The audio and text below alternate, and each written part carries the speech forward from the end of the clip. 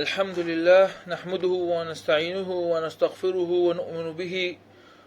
ونتوكل عليه ونعوذ بالله من شرور أنفسنا ومن سيئات أعمالنا ومن يهده الله فلا مضل له ومن يضلله فلا هادي له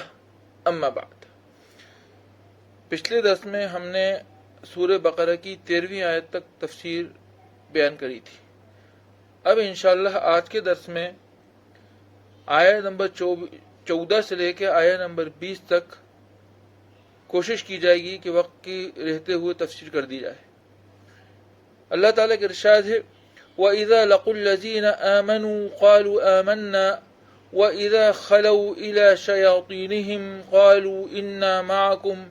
إِنَّمَا نَحْنُ مُسْتَهْزِئُونَ اللَّهُ يَسْتَهْزِئُ بِهِمْ وَيَمُدُّهُمْ فِي طُغْيَانِهِمْ يَعْمَهُونَ أُولَئِكَ الَّذِينَ اشْتَرَوُا الضَّلَالَةَ بِالْهُدَى فَمَا رَبِحَتْ تِجَارَتُهُمْ وَمَا كَانُوا مُهْتَدِينَ مثلهم كمثل الذي استوقد نارا فلما أضاءت ما حوله ذهب الله بنورهم وتركهم في ظلمات لا يبصرون صم بكم عمي فهم لا يرجعون أو كصيب من السماء فيه ظلمات ورعد وبرق يجعلون أصابعهم في آذانهم من الصواعق حذر الموت والله محيط بالكافرين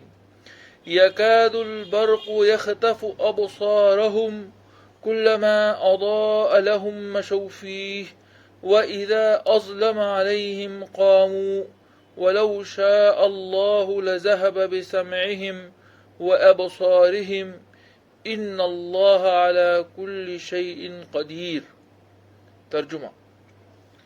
اور جب یہ ان لوگوں سے ملتے ہیں جو ایمان لا چکے ہیں تو کہتے ہیں کہ ہم ایمان لے آئے، اور جب یہ اپنے شیطانوں کے پاس تنہائی میں جاتے ہیں تو کہتے ہیں کہ ہم تمہارے ساتھ ہیں، ہم تو مذاق کر رہے تھے. اللہ ان سے مذاق کا معاملہ کرتا ہے اور انہیں ایسی ڈھیل دیتا ہے کہ وہ اپنی سرکشی میں بھٹکتے رہیں. یہ وہ لوگ ہیں جنہوں نے ہدایت کے بدلے گمراہی خرید لی ہے، لہٰذا ان کی تجارت میں نفع نہ ہو اور نہ انہیں صحیح راستہ نصیب ہوا. ان کی مثال اس شخص کی ہے جس نے ایک آگ روشن کری، پھر جب اس آگ نے اس ماحول کو روشن کر دیا تو اللہ نے ان کا نور سلب کر لیا اور انہیں اندھیروں میں چھوڑ دیا کہ انہیں کچھ سجائی نہیں دیتا. وہ بہرے ہیں، گونگے ہیں، اندھے ہیں، چنانچہ اب وہ واپس نہیں آئیں گے. یا پھر ان لوگوں کی مثال ایسی ہے جیسے آسمان سے برستی بارش ہو جس میں اندھیرے بھی ہوں اور گرج چمک بھی ہو. وہ کڑکوں کے آواز پر موت کے خوف سے اپنی انگلیاں اپنے کانوں میں ڈال لیتے ہوں، اور اللہ نے کافروں کو گھیرے میں لے رکھا ہے. ایسا لگتا ہے کہ بجلی ان کی آنکھوں کو اچک لے جائے گی. جب بھی بجلی ان کے لیے روشن کر دیتی ہے راستے، وہ اس روشنی میں چل پڑتے ہیں، اور جب ان پر اندھیرا کر دیتی ہے تو کھڑے رہ جاتے ہیں. اور اللہ چاہتا تو ان کے سننے اور دیکھنے کی طاقتیں چھین لیتا. بے شک اللہ ہر چیز پر قدرت رکھتا ہے. پہلی آیت جو آج انشاءاللہ ہم لینے والے ہیں اس کا تلاوت اس طریقے سے ہے وَإِذَا لَقُوا الَّذِينَ آمَنُوا قَالُوا آمَنَّا وَإِذَا خَلَوْا إِلَى شَيَاطِينِهِمْ قَالُوا إِنَّا مَعَكُمْ إِنَّمَا نَحْنُ مُسْتَهْزِئُونَ. اس کی تفسیر یہ ہے کہ یہاں پر اللہ تعالی فرماتا ہے کہ وہ لوگ جب ایمان والوں کے ساتھ ہوتے ہیں تو کہتے ہیں کہ ہم ایمان لانے والوں میں سے ہیں، یعنی کہ اپنے ایمان کا اظہار کرتے ہیں. اور جب اپنے سرداروں میں جاتے ہیں جو سازشوں میں ان کے سربراہ اور رہنماؤں کی حیثیت رکھتے ہیں تو ان سے کہتے ہیں کہ ہم تو آپ کے ساتھ ہیں. اکثر مفسرین نے یہاں پر وَإِذَا لَقُوا الَّذِينَ آمَنُوا سے لقو سے مراد جو جن کی طرف اشارہ کیا گیا ہے ان سے منافقین کو لیا ہے. اور بعض مفسرین نے کہا ہے کہ یہ منافقین نہیں ہی مراد یہاں پر. کیوں؟ اس لیے منافقین نہیں کہ منافقین تو حضور صلی اللہ علیہ وسلم کے ساتھ اور مسلمانوں کے ساتھ ایمان والے بن کے رہتے تھے، لیکن اپنی سازشوں کو چوری چھپے کرتے تھے. لیکن یہاں پر یہ لوگ جو ہے ایک طرف تو مسلمانوں کے پاس جا رہے ہیں اور ان کی تعریف کر رہے ہیں، ان سے مل رہے ہیں، اور دوسری طرف اپنے سرداروں پاس آ رہے ہیں اور ان سے اپنے کفر کا اظہار کر رہے ہیں. یعنی کہ دونوں چیزیں ایک وقت میں کر رہے ہیں. پہلے مسلمانوں کے پاس بھی جا رہے ہیں اور کفار کے پاس بھی آ رہے ہیں. جو ہے آیا لوگوں کو دکھ رہا ہے کہ ہاں یہ مسلمانوں کے پاس جاتے ہیں اور یہ کفار کے پاس بھی جاتے ہیں. تو یہاں علماء نے، بعض مفسرین نے یہودیوں کے کہا ہے کہ یہودیوں کے یہاں دو گروہ مراد ہیں. ایک گروہ تو وہ ہے جو بالکل ہٹ دھرم تھا، جن کا تذکرہ کفار کے ساتھ دوسری جماعت میں گزرا ہے کہ وہ ایمان لاتے نہیں ہیں، ان کے آنکھیں کان سب ختم ہو گئے ہیں، بہرے ہو گئے ہیں، گونگے ہو گئے ہیں. اور دوسرا گروہ تو وہ ہے جو جس کی یہ مثال ہے، لوگ کہتے تھے کہ بھائی جیسے پچھلی تفسیر میں گزرا ہے کہ بھائی ہم لوگ اپنے دین پر قائم رہیں، آپ اپنے دین پر قائم رہیں اور ہم لوگ صلح صفائی کے ساتھ رہیں. اگر ہم آپس میں جھگڑا کریں گے تو اس ملک میں جو ہے اس جگہ میں جھگڑا فساد پھیلے گا جو نہ ہماری مصلحت میں ہے نہ آپ کی مصلحت میں ہے. یعنی یہ لوگ اپنی مصلحت اندیشی اور مصالحت کے بیچ پر مسلمانوں سے تعلق رکھنا چاہتے تھے اور اس کے ساتھ لیکن ایمان نہیں لانا چاہتے تھے.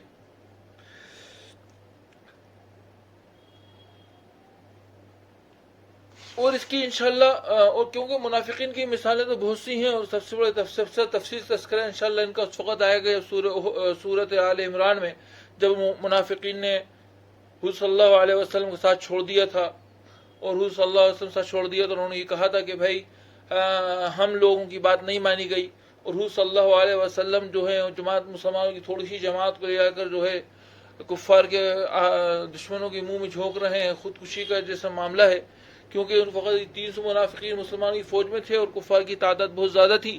اور مسلمانوں کی تعداد 1000 تھی. تو یہ منافقین یہ بہانہ کر کے 300 لوگوں کو لے کر اپنے الگ ہو گئے تھے.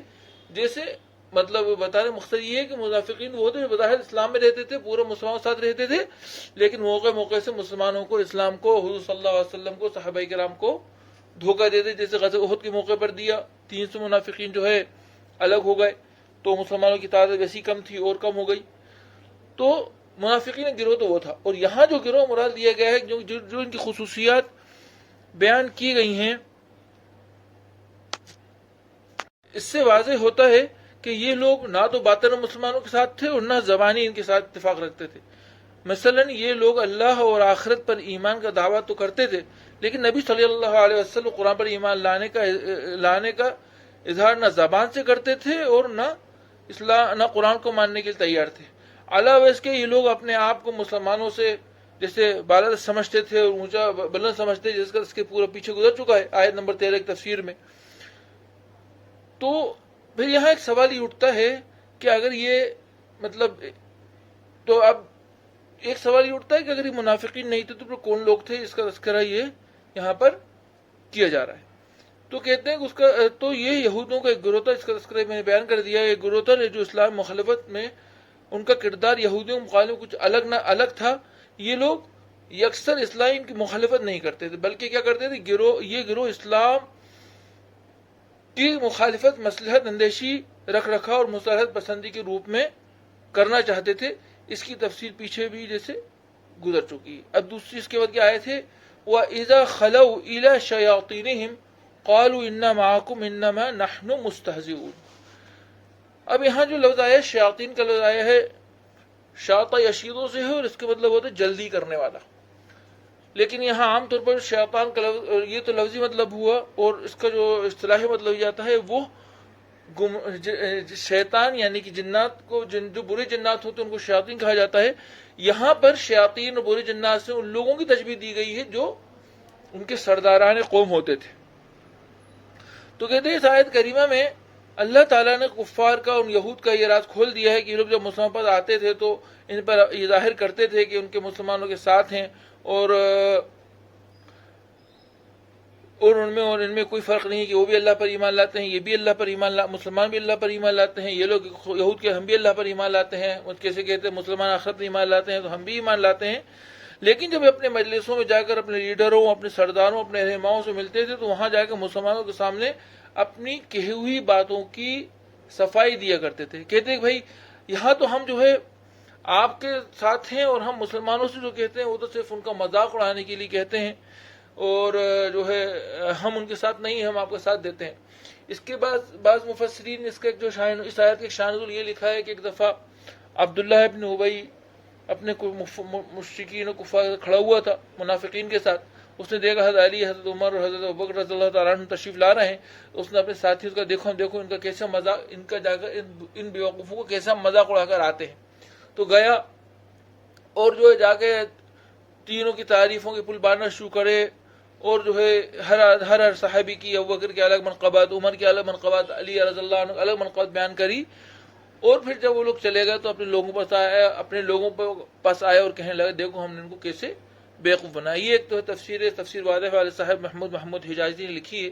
یہ اس کے شان نزول بتایا گیا ہے، لیکن عام طور پر یہاں مراد یہی ہے کہ یہ وہ لوگ تھے جو اپنے لوگوں پر جب پہنچتے تھے تو کہتے تھے کہ ہم جو مسلمانوں پر جا کے اسلام کا دعویٰ کرتے ہیں اور مسلمانوں سے جو اسلام کی بات کرتے ہیں اور مسلمانوں کو ہم ساتھ دیتے ہیں، وہ تو ہم صرف ان کا مذاق اڑاتے ہیں۔ تو اللہ تعالیٰ صاف طور پر اگلی آیت میں ان کا جواب دے رہا ہے، اللہ فرماتا ہے اللہ یستہزئ بہم، اللہ تعالیٰ کا ارشاد ہے اللہ یستہزئ بہم ویمدہم فی طغیانہم یعمہون، کہ اللہ ارشاد فرماتے کہ اللہ تعالیٰ کہ وہ لوگ جو یہ سمجھ رہے ہیں کہ مسلمانوں کو مذاق اڑا رہے ہیں، حالانکہ مذاق ان کے ساتھ قدرت کر رہی ہے، قدرت سے مراد یعنی کہ دنیا کر رہی ہے، آخرت ان کا جو حشر ہے وہ ان کو معلوم کیا ہونے والا ہے، قدرت کر رہی ہے جو ان کی سرکشی کے باوجود ان کو ڈھیل پر ڈھیل دیے جا رہی ہیں، کہ اللہ تعالیٰ ان کی سرکشی، ان کے ظلم کی وجہ سے، ان کی بدتمیزی، ان کے یہ کہ ہم مذاق اڑاتے ہیں مسلمانوں کا، اللہ تعالیٰ ان کو ڈھیل دے رہا ہے، اللہ سب جانتا ہے کہ بھئی یہ لوگ جو ہے کفریہ باتیں کر رہے ہیں اور ڈھیل ان کو دی جا رہی ہے۔ اب یہ سوال اٹھتا ہے کہ بھئی ان کو ڈھیل کیوں دی جا رہی ہے؟ اللہ تعالیٰ فرما رہا ہے کہ ان کو ڈھیل اس لیے دی جا رہی ہے کہ یہ اپنے گمراہیوں میں بڑھتے چلے جائے اور اس ہلاکت کے گڑھے میں، اس بڑھنے کی وجہ سے اپنے اس ہلاکت میں گر جائیں اور اس ہلاکت میں جا کے گر جائیں ان کے لیے مقدر کری گئی۔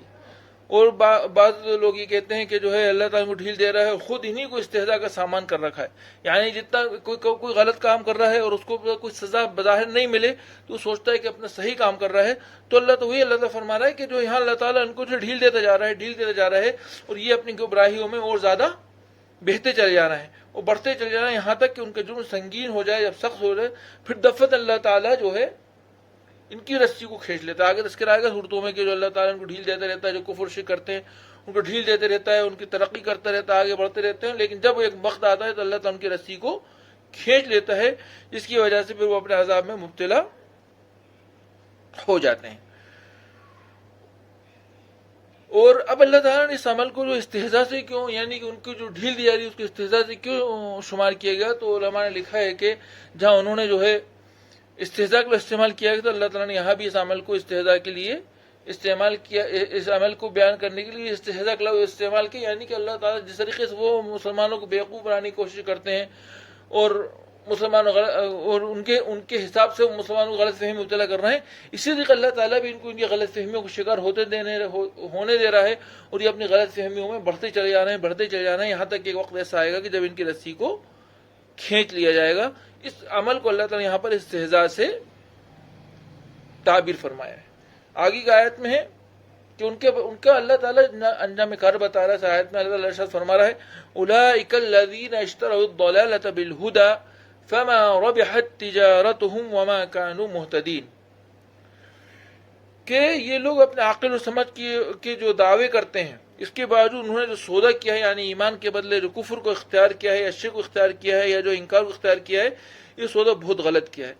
انہوں نے، اللہ تعالیٰ فرما رہے ہیں، انہوں نے ہدایت کے بدلے گمراہی کو خرید لیا ہے اور اس گمراہی کو اپنے لیے فائدہ مند سمجھا ہے کہ بظاہر لگ رہا ہے ان کو دنیاوی فائدہ ان کو نصیب مل رہا ہے، اس سے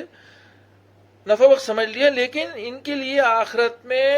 ان کی آخرت میں ان کا یہ عمل نفع پہنچانے والا نہیں ہے، تو نہ یہ دنیا کے رہے نہ آخرت رہے۔ ان کی مثال ایسی ہو گئی خسرت دنیا والآخرہ،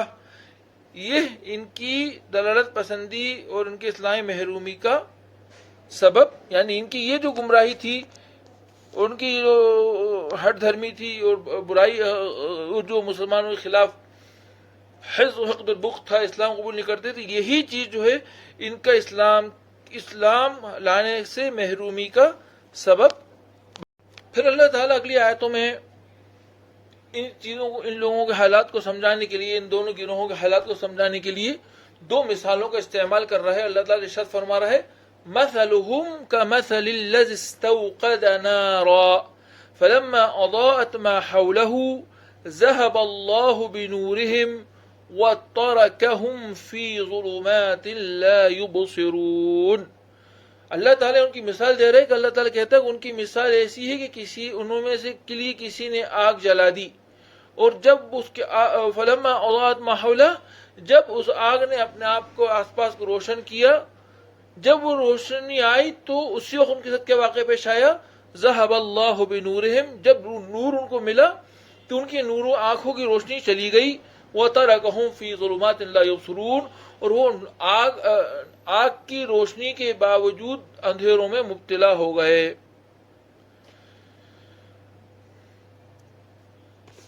اب یہ مثال کس کے لیے استعمال کی گئی ہے؟ تو اس میں مفسرین کے دو رائے ہیں۔ ایک رائے تو یہ ہے جو مفسرین کہتے ہیں کہ یہ مثال جو ہے کفار کے لیے استعمال کری گئی ہے، جن کا تذکرہ جو ہے اوپر آیا تھا 7ویں اور 8ویں آیت میں، ان کے لیے مثال استعمال کیا گیا۔ بعض لوگ کہتے ہیں نہیں، یہ یہود کے دونوں گروہ، یہ مثال اور اس کے بعد والی مثال یہودیوں کے دو گروہوں کے لیے استعمال کی گئی ہیں، جن کی تفصیل پچھلی آیاتوں میں گزر چکی ہے۔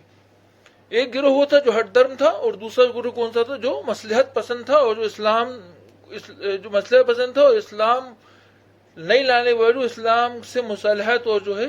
رکھ رکھاؤ کی کوشش کرتا تھا۔ یعنی وہ جو بتایا تھا کہ جو ہے کہ وہ لوگ کہتے ہم بھی اللہ پر ایمان لاتے ہیں، آخرت ایمان لاتے ہیں، ایک وہ گروہ، اور دوسرا وہ گروہ ہے جو دوسرا وہ گروہ ہے یہود کا، جس کی مثال آگے آ رہی ہے، جس کو جو ایک راہ کی روشنی دکھتی ہے، اس کو کبھی اسلام کو اختیار کرنے کی کوشش کرتے ہیں، اور کسی وجہ سے اس کو وہ اپنے منفعت کو آڑے آتا ہے تو اس کو چھوڑ دیتے ہیں۔ تو یہ مثال آگے آ رہی ہے، اس کی تشریح بھی انشاءاللہ کی جائے گی۔ کہہ رہے ہیں کہ ایک تو یہ جیسے کہا گیا کہ یہ کفار کی استعمال کی، دوسری یہود کے گروہوں کے لیے استعمال کی گئی ہے۔ تو کہتے ہیں یہ مثال جو ہے ہٹ دھرم کفار کے لیے ہے، یا ان یہود کے لیے جو اسلام کی سچائی سمجھنے کے باوجود، یا مشرکین اسلام کی سچائی سمجھنے کے باوجود اپنی گمراہی پر قائم رہے۔ یعنی کہ اسلام جب ان کے سامنے ظاہر ہو گیا، بالکل صحیح ظاہر ہو گیا، اور سمجھتے بھی ہیں کہ صحیح ہے، لیکن پھر بھی وہ اپنی ہٹ دھرمی اور حسد اور بغض کی وجہ سے اسلام میں داخل نہیں ہوتے، تو یہ مثال ان کے لیے دی گئی ہے۔ یعنی کہ ان کے لیے اللہ فرماتا ہے کہ ان کی حالت ایسی ہے، ان کے سامنے ایک روشنی آئی، یعنی کہ اسلام صحیح روشنی آئی، وہ اس کو دیکھ سکتے تھے، وہ قبول کر سکتے تھے، لیکن اس روشنی کو حاصل کرنے کے باوجود اس سے انہوں نے فائدہ نہیں اٹھایا۔ تو اب دوسری بات یہ ہے کہ جو ہے بعض مفسرین کہتے ہیں کہ ہاں جو مراد ہے یہود کی پرانے قومیں، یہود کا وہ احوال مراد ہے، وہ لوگ یہودی کو مراد ہے جو حضرت موسیٰ علیہ السلام کے زمانے میں موجود تھے، یا اس کے بعد کے زمانے میں جو موسیٰ علیہ السلام کے زمانے سے حضور صلی اللہ علیہ وسلم کے زمانے تک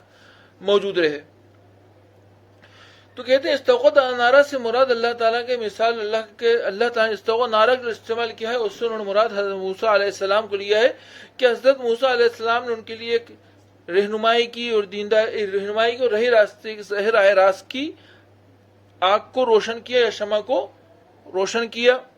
اور انہوں نے اپنی قوم کے لیے ہدایت کی، اور اس پوری قوم کے لیے جب انہوں نے روشن کیا تو انہوں نے اس پوری قوم کے لیے نے اس سے فائدہ اٹھایا، لیکن بنی اسرائیل کی اکثریت اس روشنی سے بعد میں جا کر بیزار ہو گئی،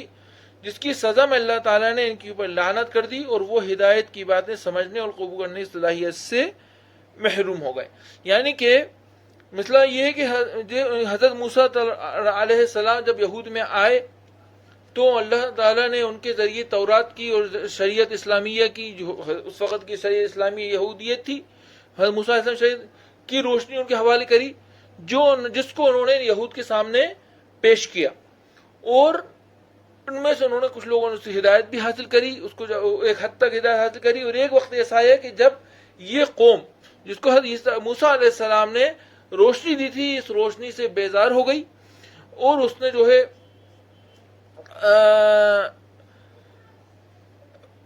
اس چیز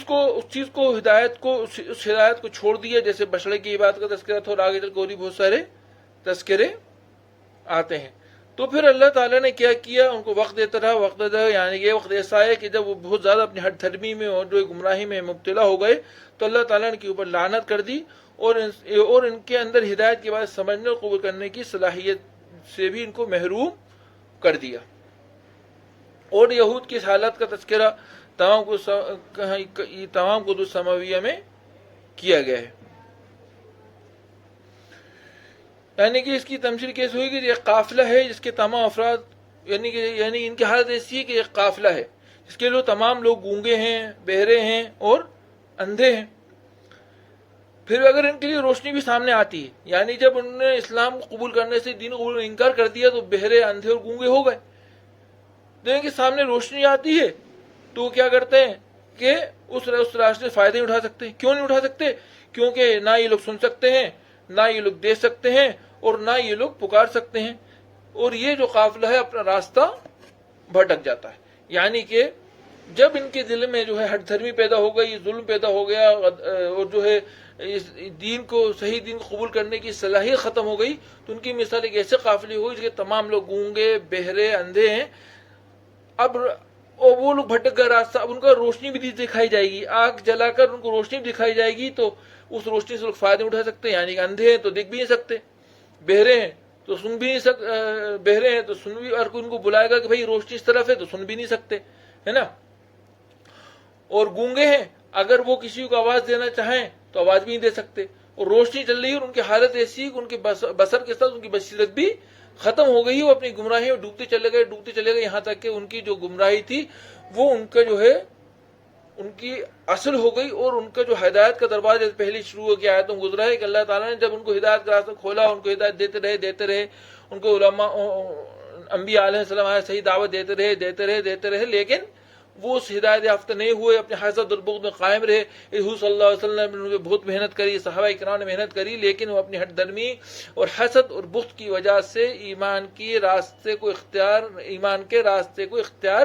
نہیں کیا، اور وہ جو ہے بھٹک گئے۔ اور اب اللہ تعالیٰ نے کیا کیا، ان کی آنکھوں کو، چیزوں کو، ان کی چیز کو مہر جیسے اوپر گزرا ہے، مہر لگا دی، یعنی اب اگر وہ چاہیں بھی تو اللہ تعالیٰ ان کو ہدایت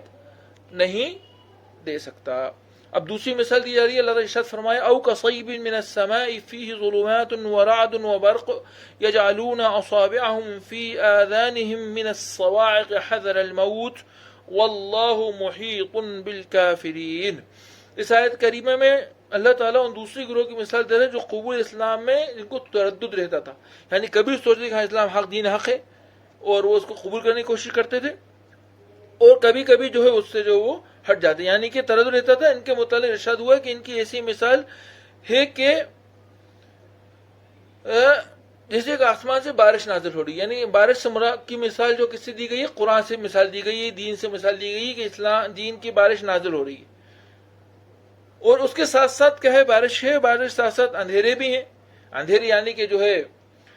سختی بھی ہے، مطلب اندھیرے یعنی کہ سختی ہیں، انسان اندھیرے میں ہوتا ہے تو کوئی دکھتا بھی نہیں، اندھیرے ہیں، سختی ہیں، اور بادل بھی ہیں، اور آواز بھی ہے، آواز اور بجلی کی چمک اور کڑک بھی ہے۔ بجلی کی چمک کڑک یعنی کہ اللہ تعالیٰ کے وعدے اور وعیدے بھی ہیں، اس کی مثال دی گئی۔ اور وہ لوگ کیا کرتے ہیں کہ جب اس سب چیزوں کے باوجود جب بجلی چمکتی ہے تو اپنا راستہ اختیار کرتے ہیں، چلنا شروع کرتے ہیں، سیدھے چلتے ہیں، لیکن جب بلی کا اندھیرا ہو جاتا ہے تو پھر رک جاتے ہیں. یعنی ایک مثال کیسی دی گئی کہ جو ان کی حالت ایسی ہے کہ اسلام کو جاننے کی کوشش کرتے ہیں, یہ اسلام کو جانتے ہیں, کبھی کبھی اللہ تعالیٰ ان کے دلوں کے اندر نرمی ڈالتا ہے, اسلام کو قبول کرنے کی طرف مائل ہوتے ہیں, لیکن جب اسلام کے وعیدیں آتی ہیں, اسلام کے وعدے آتے ہیں, اسلام کے احکام آتے ہیں, تو پھر یہ لوگ ڈر جاتے ہیں اور یہ لوگ کیا کرتے ہیں, پیچھے ہٹ جاتے ہیں. تو اسلام سے ہدایت, اسلام اور دین سے ہدایت نہیں پاتے, بلکہ کیا کرتے ہیں, اس سے پیچھے ہٹ جاتے ہیں. پھر ایک وقت ایسا آتا ہے کہ وہ چاہتے ہیں کہ اس چیز کو سنے ہی نہیں, اس چیز کو سنے ہی نہیں, تو کیا کرتے ہیں, اپنی کانوں میں انگلی ڈال لیتے ہیں. یعنی کہ کانوں میں ڈالنے کا مطلب یہ ہے کہ اسلام کو سنے نہیں. وہ یہ سمجھتے ہیں اگر ہم سنیں گے نہیں تو ہمارے دل میں بھی اترے گا